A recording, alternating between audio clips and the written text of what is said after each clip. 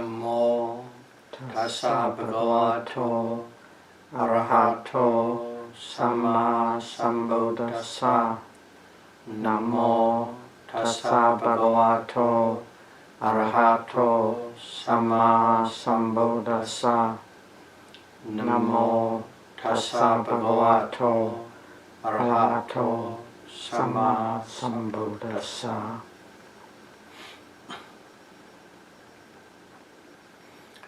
Retreat Series, Dhamma Talk, number 52.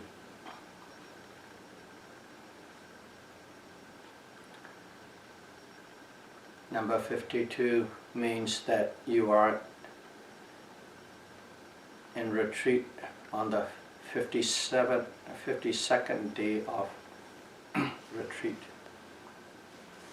You have been meditating for more than 7 weeks. During this period, some of the yogis has excelled quite a bit in finding and experiencing Dhamma. Some are trotting along, practicing every day, but getting nowhere.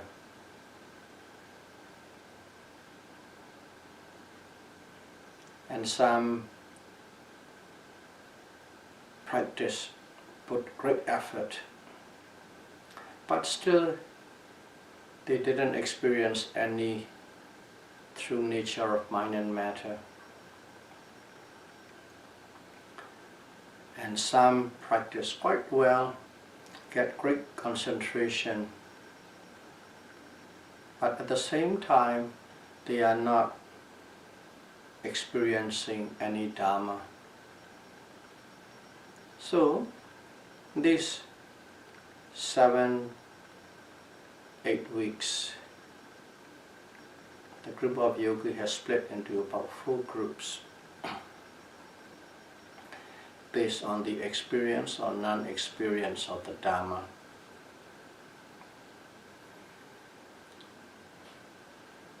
So in here, one of the ways to explain is for those people who believe that they are working hard.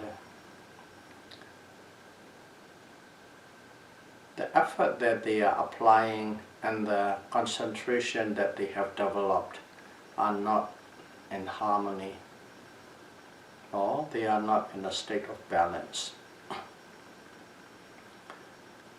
So if you are on a retreat, every day you are reporting, and then based on your report, without saying anything, the teacher knows and guided you through how to balance it by giving specific instruction to what to do, what not to do.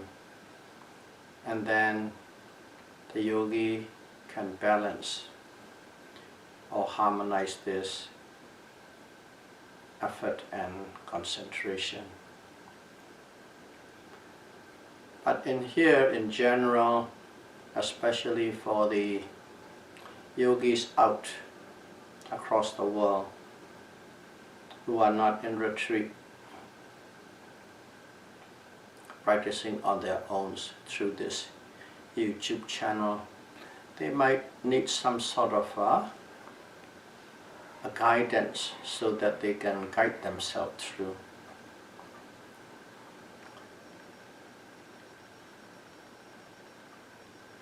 Here, when you have insufficient effort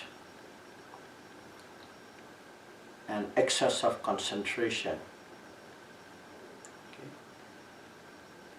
insufficient effort, excess of concentration, that means that you are not in a balanced state. Or it could be you might be facing a situation you cannot have any concentration. That will be due to your elated or excited mind.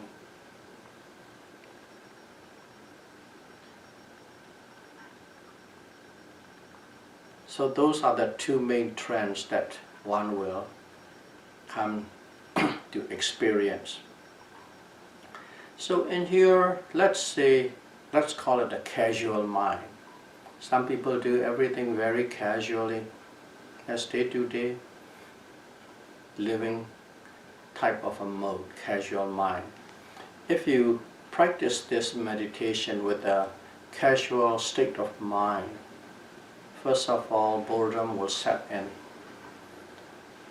And that boredom will give rise to laziness, state of laziness. So that is how one can say, but in practice what is exactly happening is you simply cannot note properly. That's what's happening. You cannot observe actively. So that's what it means by casual mind, boredom and laziness. In practice, that is what is actually happening. And some people, they practice, they put effort, or at least they think they put effort.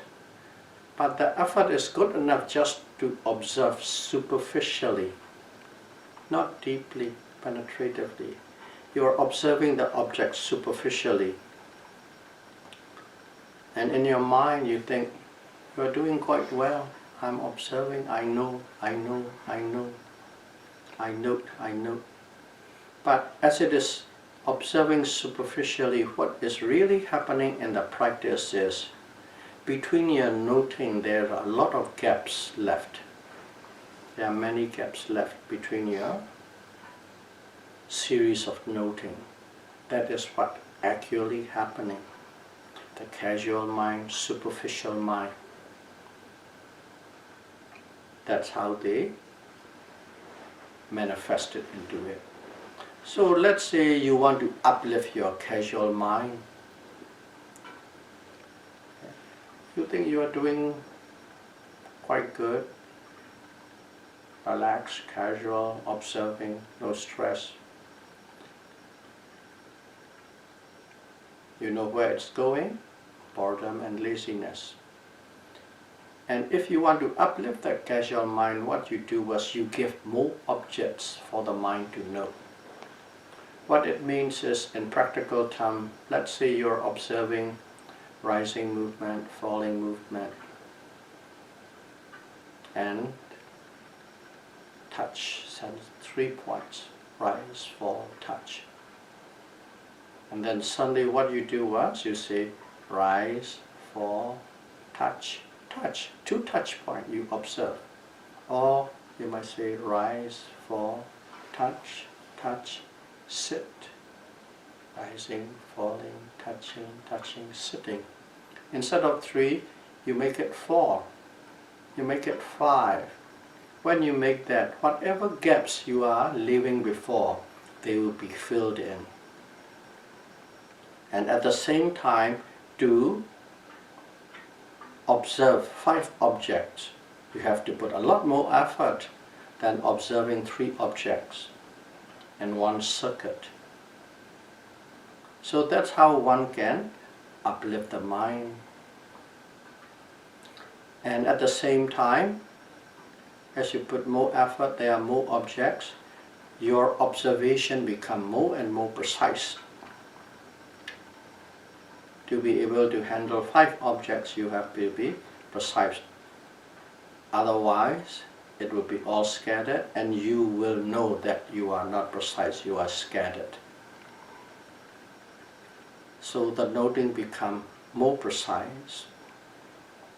So that's how one can uplift your casual mind to a stronger, more serious mind. In here, let's say, you're meditating. If you do not have a good noting for quite some time, you can lose interest in your meditation. I can't note, I can't concentrate. Always the word is concentrate. I can't concentrate. You lose interest in it. Or you are practicing, you're noting, but you have experienced nothing, you don't have any insight. I've been practicing for a few weeks, for a few months, I don't even have any kind of insight. And then you can lose interest in your meditation. That's what can happen. And then even come to the point of, you can call it, you'll be experiencing a defeated mind. Defeated mind is, I'm no good, I don't think I can do it, I don't think I will succeed. Or people with some Dhamma information, oh, I don't have much parami, so I won't get it. What can I do? I don't have parami. That kind of thinking, that line of thinking is a defeated mind. You are already defeated, you are already lost. The battle hasn't begun yet, but you already lost. That's a defeated mind. And when the defeated mind comes in, your desire to practice will reduce. Okay? Desire, chanda. Your desire, chanda, to practice will reduce, or even entirely stop. You will pack your bag and you leave. That kind of states can happen. So when you can't note, or when you can't observe actively, what you do is, we have one phrase or one word in Pali. You have heard that many times. Yoniso manasikara. In English, wise attention or wise intention. You must put a wise intention. And wise intention is, in the scripture, it is put there, you have to know, your mind have to understand. One must keep the object. Object means whatever you are observing, whether it is physical or mental. One must put the object and the noting mind face to face. I must keep the object and the noting mind face to face. That kind of intention has to be brought in. By doing so, you will have a very precise aim. Okay? To put the object and the mind face to face, you must have a precise aim at the object that is arising at the moment. If you keep the full attention precisely on the object at the moment it is arising, that means you are having face-to-face engagement with the object. By doing so, all these casual mind will be uplifted, superficiality will be gone, laziness, boredom will be gone. That is the one way of doing it. Another way of doing is a little more difficult, but can be done. There's a boredom comes in, you just note, bore. Laziness come in, you just note lazy. But when you both boredom and lazy, you cannot note with the same intensity as others. You must note it forcefully. If you don't note forcefully, that laziness and that boredom will run over you like a truck. So keep in mind, when the mind becomes cold,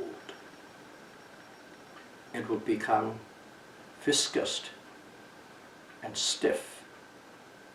The mind will become slow. If the mind becomes cold, it will become viscous, stiff, slow, and then sleepiness, which means the mind is totally inactive. All start with a little cold mind. So we need to heat up our mind. We need to warm our mind, heat up our mind, so that the mind becomes fluid and then the mind becomes swift and quick and awake. We need to warm and heat up our mind so that it becomes fluid, swift, quick, and awake. Only then the mind can work properly. So in here, how can we heat our mind up? In the scripture, there's giving 11 ways to heat up our mind. And some of the yogis here might have already heard it. But I will repeat these 11 points or 11 ways of how to heat the mind up. But to keep your interest alive, I will approach this from a slightly different angle. I won't be repeating exactly like from the scripture. First of all, know that if you don't have any cultivation, mental cultivation or bhavana, mental development, if you don't have that, automatically akusala, unwholesomeness, in other words, all the mental defilements will pour in that place. And when these akusala, unwholesomeness actions come into your mind, the misery will follow. One must know that, one must reflect on it. It will follow. If I don't cultivate, unwholesomeness or akusala will arise, and that will be surely followed by misery of life. And that means you have lost sila, samadhi and panya, morality, concentration, and wisdom, insight into life. In other words, in 2 words, you have a low life. In our daily world, we say, what a low life. In other words, useless, good for nothing. Okay, think that way and reflect quite seriously. Misery will follow. I'll be a low life person. And for some people that will be quite effective. They don't want to be a low life. They don't want to have miseries. And it might jumpstart your energy. Or another thing is, reflect upon what are the benefits. And here is the immediate benefits of practicing this meditation properly, correctly, as instructed. The immediate benefits are, we all know that we have mental defilement, kilesa, attacking us at all time. Okay. Every moment,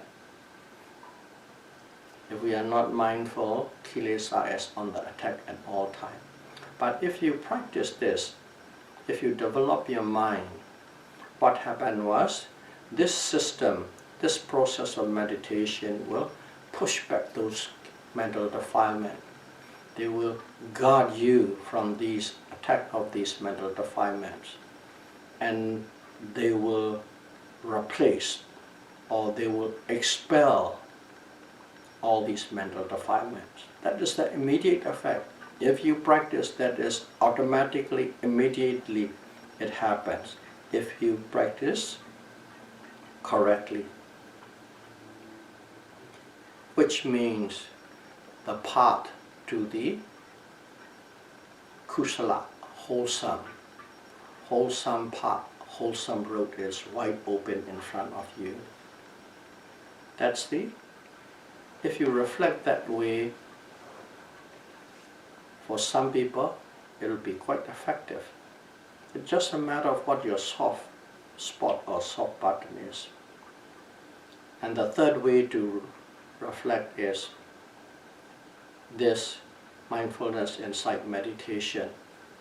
This is a special path. This is a unique path. What unique, special about it? Unique and special path to abandon kilesa, mental defilement.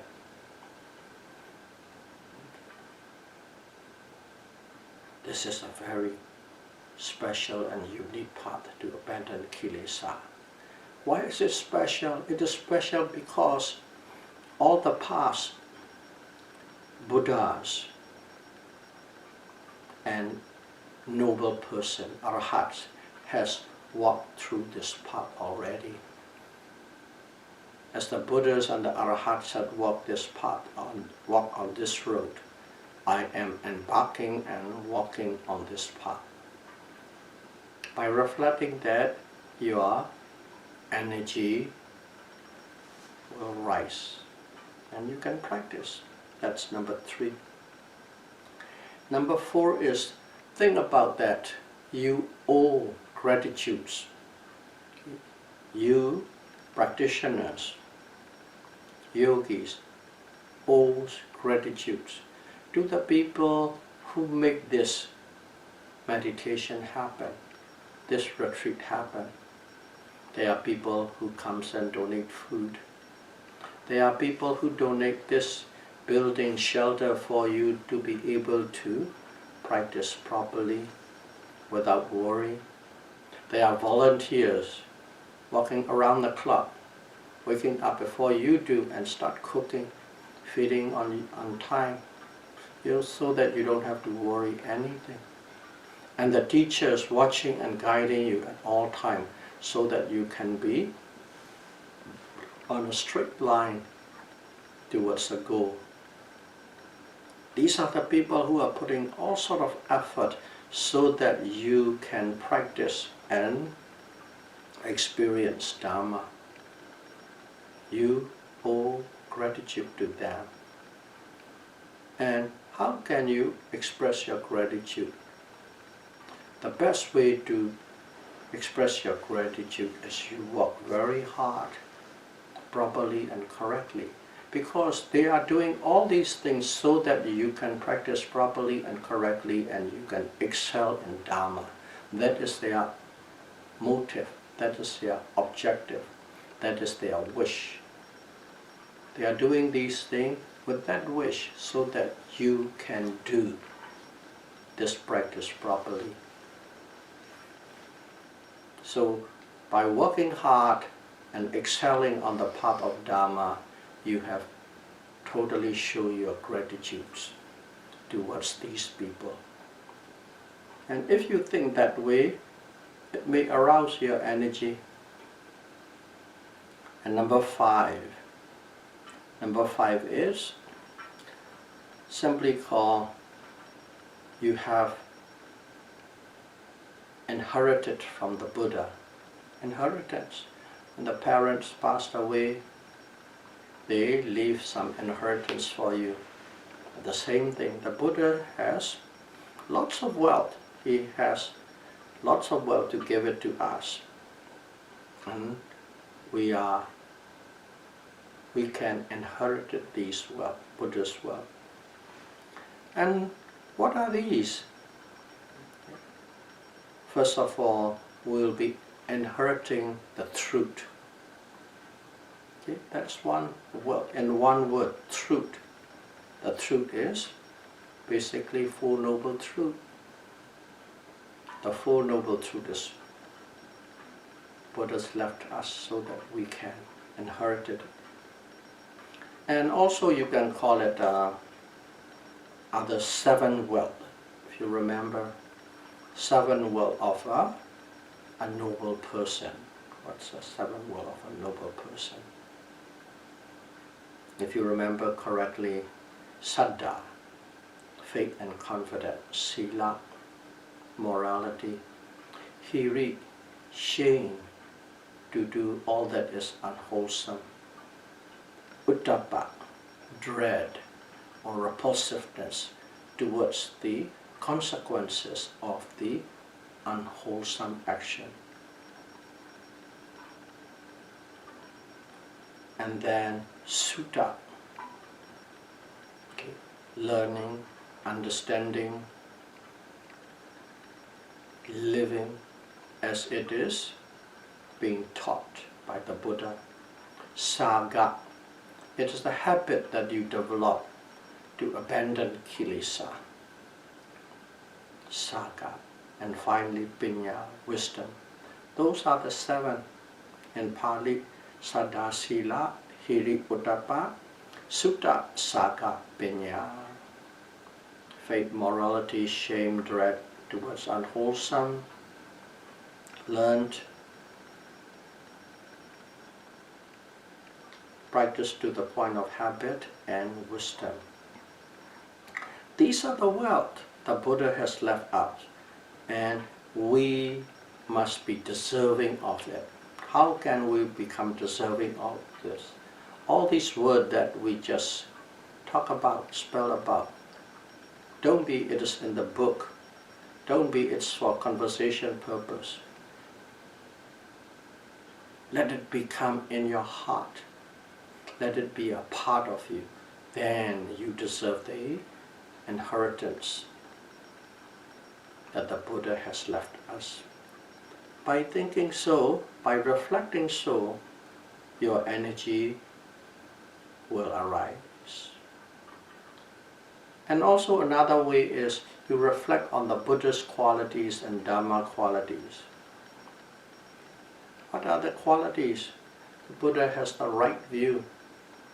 The right view about what? Simply put, knows exactly what this body and this mind is. What is this body and mind? This is anicca, dukkha, anatta.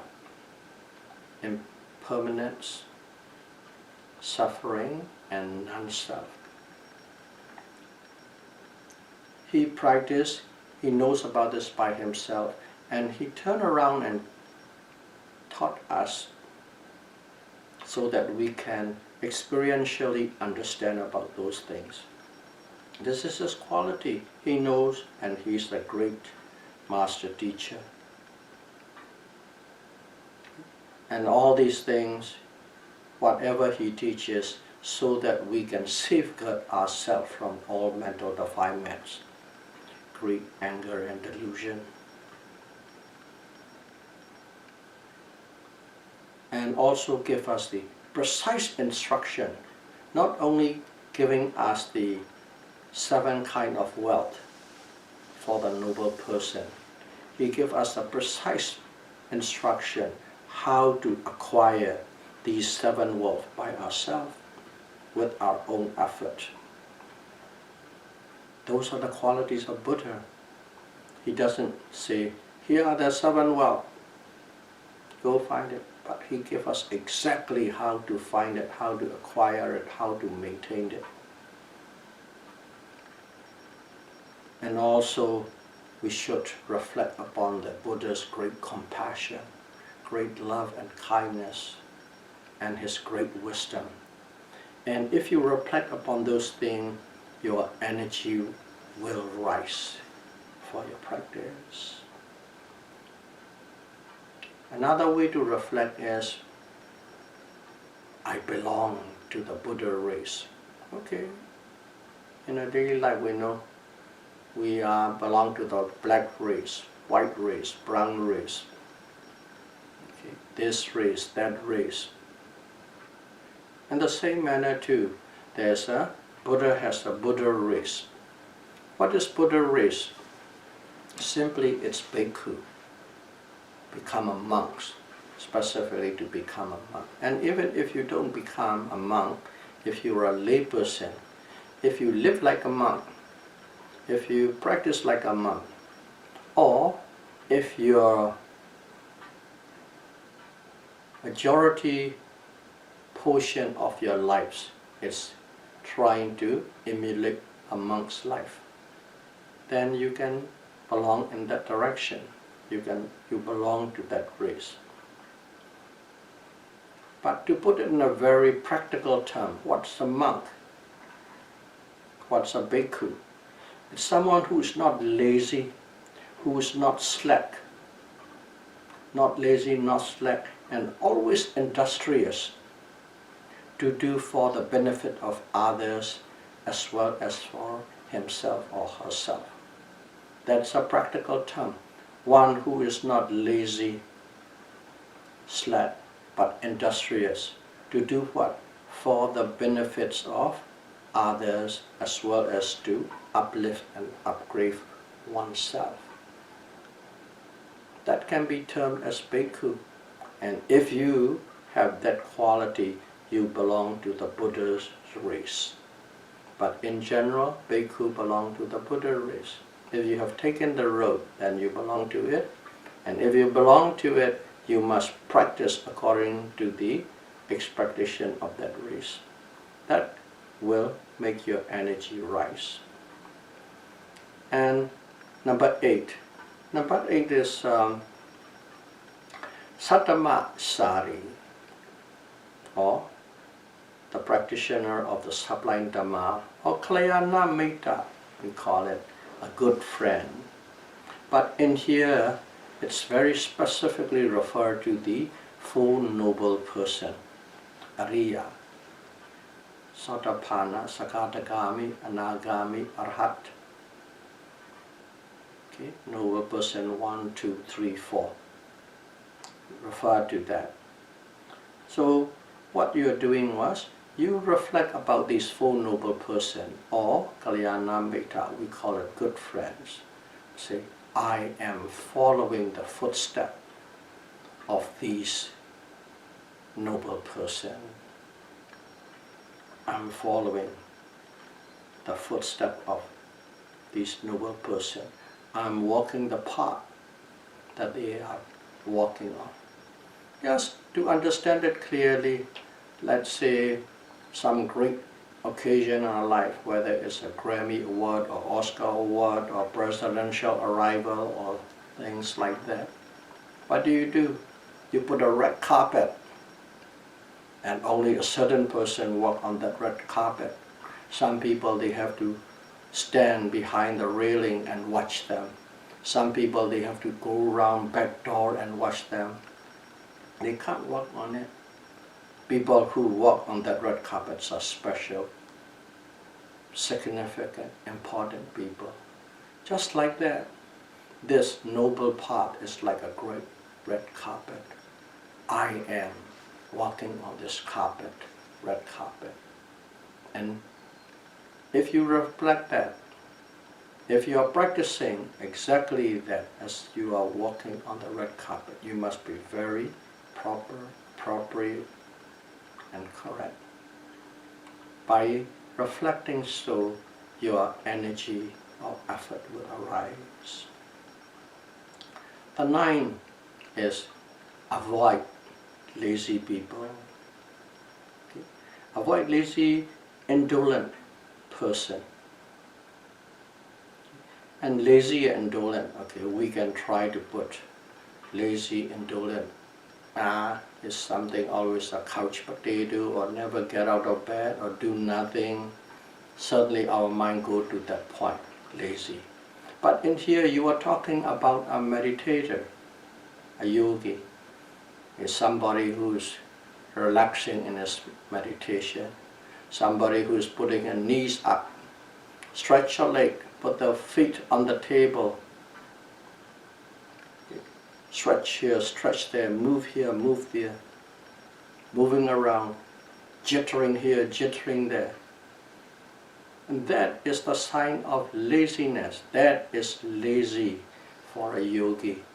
You don't have to crawl in bed and do nothing. So understand laziness in that aspect. You don't slack yourself from the practice. When you slack from the practice, as I say, stretching legs, putting your feet up, putting the knees up, and so on, that's a lazy yogi. And if you see yogis like that, don't associate it with them. Don't associate, mean you're not talking, it's not that you're not talking, you're in silence mode. Simply, you put yourself in such a situation, you don't see them at all. Or associate means sometimes you have to share the kuti, a sleeping place. Okay, if it really becoming you, ask the manager, explain the reason. You can be moved out to more appropriate place. That is avoiding lazy people, not associating with lazy people. And the 10th one is associating with the zealous, industrious people or yogi. And what are those yogis who are putting effort? You know, they are not slacking. Meditation starts at 4:30. They are already there at 4 o'clock. Meditation stops at 10 o'clock, according to the schedule. But keep on practicing till 11 o'clock. Those are the people, those are the yogis who are industrious, who put forth effort, okay? Who put forth effort to acquire, in general, one word, wholesome karma, or the practice. Associated with them, live with them, be with them. They are at 4 o'clock, be there at 4 o'clock. They practice till 11 o'clock, be there 11 o'clock, or even 11:30. This 9 and 10, avoid lazy, associate with the industrious person. The Buddha sees what kind of influence the environmental conditions has on people. The environment is always conditioning us. He sees it very clearly. And if we are in a certain environment, slowly and slowly we turn and molded by that environment. Whether good or bad. If it is good, you are molded into the better shape. If it is a wet environment, you are molded into the worst shape. Environment is always controlling and conditioning you. Keep that in mind. But you have a choice. The choice is choose the right environment. That's a message Buddha is passing, not only giving you these 2 points to arouse energy only. If you look deeper, there are so many things we can learn from Buddha's teaching. That's number 10. Number 11. Number 11 is, simply put, is incline your mind towards. Incline your mind is you direct yourself to be mindful in all 4 postures. I'm going to be mindful while I'm sitting, standing, walking, or lying down. In every posture I will be mindful. You just incline. I will do so. And I will do so till I reach the goal. Incline your mind of reaching the goal, attaining, completing it. That's 11. And if you have these 11, one or the other or a group of them will certainly arouse your energy, and your effort will be swimmingly going. By doing so, your mind, your cold mind, will become one and then hot. Once it becomes hot, the minds become fluid, swift and awake, and be able to observe the objects with full efficiency. These are the one, it's written in the scripture, but the take is a little different the way I talk. Because if we talk formally, it will be a long one.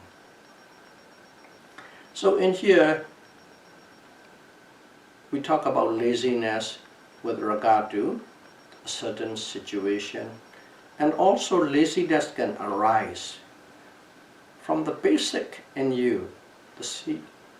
The basic in you is, even before you started, you're coming to the meditation. Of course you are here, but still your saddha, okay, one is saddha, your confidence and faith in the practices. Maybe I'll go give it a try. Maybe it's good, maybe not. In other words, your confidence is not that strong. And also chanda, desire to reach the goal, desire to have the benefits is not strong. So if your confidence and desire is not strong, also laziness will arise a lot sooner than you expected. So if the saddha and chanda are weak, confidence and desires are weak, laziness will come in. And also lack in the progress of insight. You're meditating 1 month, 2 months, into the 3 months. No progress, no insight. Suddenly it will go back. The laziness will come back. Okay. Just keep that in mind. And here one thing is, we do physically in our daily life exercise. When you do exercise, your muscle becomes strong and firm and healthy. When you don't do, your muscle become weak and flabby. That is natural. The same thing. If you don't do mental cultivation, mental development, your mind will be weak. If you have no cultivation, your mind will be weak. If you do mental cultivation, your mind will become stronger. So, weak mind, strong mind. Weak mind will go into that non-energetic sleepy mode, and strong mind will go into the energetic and awake mode. These are simple cause and effect, nothing special. Simply just to know and understand and apply as it is necessary. And we are always talking about the lack of energy, lack of effort, because most of the yogis fall into that category. That's why we emphasize on that.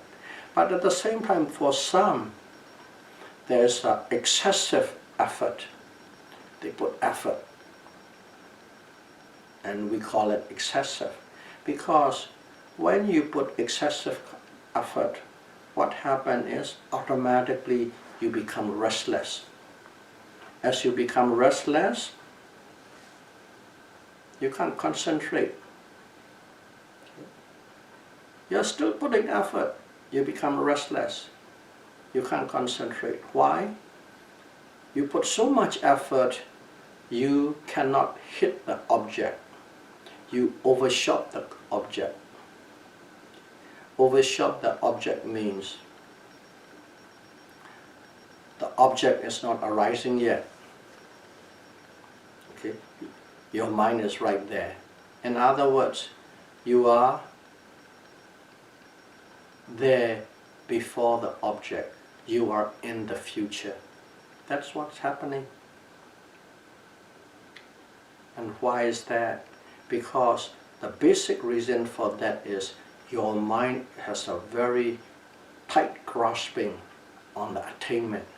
I want it. I want to have insight. I want to experience it. I want to have attainment. I want to have enlightenment. Your mind is grasping on the result ahead of time so tightly, you are putting so much excessive effort and you are overshooting the object of observation. In other words, the mind goes to the future and you will be restless. And when you are restless, there's no concentration. That's what happened. And if something like that happened to a few people, think about it, reflect about it. Me putting so much effort and then getting restless. And that is something that won't benefit me in any way. First of all, you must know there's no benefit in keep on putting that level of effort, excessive effort. There's no benefit. What do you do? And at that moment, we already explained the reason, because of your grasping for the insight. Simply practice without any expectation. If you put no expectation, come what may, I'm practicing. If you put no expectation, it will become balance, concentration and effort. The effort will reduce to the certain point, it will harmonize with the concentration. Be relaxed, in other words. Okay? So be relaxed is, where do you draw the line, relax? If you relax, then it becomes casual and it becomes lazy. Now you are saying, be relaxed, what do I do? How do I do? Okay, let's look at it this way. We gave you instruction, sitting posture. Okay, for sitting meditation. Cross-legged, back straight, neck straight. Keep it erect. Okay. Cross-leg, you make sure your back is straight, your thigh is straight, your shoulder, your neck, your face. Okay. When you do like that, under the instruction, what happened? Automatically, try it. Right now, automatically you become tense and tight. Proper sitting, back straight, neck straight, shoulder, neck, face. And then the last word after the instruction is, but also be relaxed. And then at that moment you simply relax it. Even though you relax it, your posture doesn't change. Your posture is perfect. See? Relax doesn't mean that it collapses what you are supposed to do. You are still doing everything, but without tightening it, without with tension. You don't reduce anything that you are supposed to do, but with the relaxed attitude. That's what it is. If you have put excessive effort, relax. Relax means you are still doing everything that you are supposed to do, everything that the instruction said, but with the relaxed attitude. And if you do that, automatically the effort that you are applying will automatically come into harmony with the concentration that is developing. That is how you can harmonize your effort if you have an excessive effort. So one should know about this one. Okay, let's use an example and talk about it. The key thing to balance the effort and concentration is to know exactly how to practice correctly. That's the key point. Exactly how to practice correctly without going through the whole 9 yards. What is it first and foremost you do? You must be at the present moment and be with the object that is arising at the moment. So basically, you know there are many objects. And even the rising and falling, it's not only one rising and falling. It rise, disappear, fall, disappear, rise, disappear, fall, disappear, rise, fall, touch, sitting. They appear and they disappear, they appear and they disappear. Appear means they are arising. Okay. The first thing to do in this meditation is to direct the mind, to aim the mind to the object that is arising at the moment. That's all. Aim directly to the object that is arising, not after it arose, not when it disappeared. Arising. That's aiming. Precise aim. That is the key in the practice. Precise aim. If you aim it precisely, you are being mindful. You know exactly when it is coming. But what happened was, if you're aiming is, it comes up, only after it comes up you aim it. And if you aim it, what happened? You already lost it. You are observing the past, not the present. And the other one is, we already said it, if you aim it before it arises, then you are in the future. So future and the past. You are never at the present. Do you understand what I explained in a very simple way? We have a game and a fairs and stuff like that. Those are about 5 or 6 holes, and out of that 5 or 6 hole, the little groundhog, a doll of a groundhog pops up, and your job is to beat up with the stick whenever it comes up. And you don't know from which hole it is going to come up. And sometimes your expectation is so much, before it pops you go and bang the hole. Then you're ahead of the time. And sometimes it pops up and you're too late. When you bang it, it's already gone. You missed it.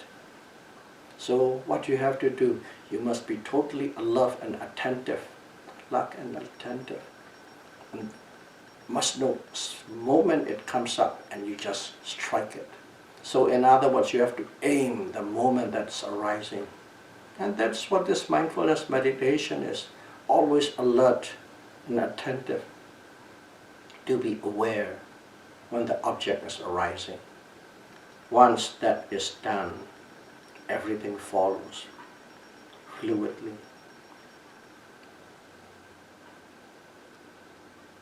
So this precise observation is very important. This precise observation, that aiming, in other words to put it, one must be fully aware from the moment that an object arises until it passed away, from the beginning to the end. If you are aware of it, what happened? At that moment you are mindful. In other words, at that moment you have concentration. And that concentration is in perfect harmony, perfect balance with the effort. That's how one applies. So keep in mind, always stay face to face with the object, never blink. May all of you be able to understand and practice and master how to balance effort and concentration, how to harmonize effort and concentration, and attain insight into the true nature of mind and matter as soon as possible. Sadhu, sadhu, sadhu.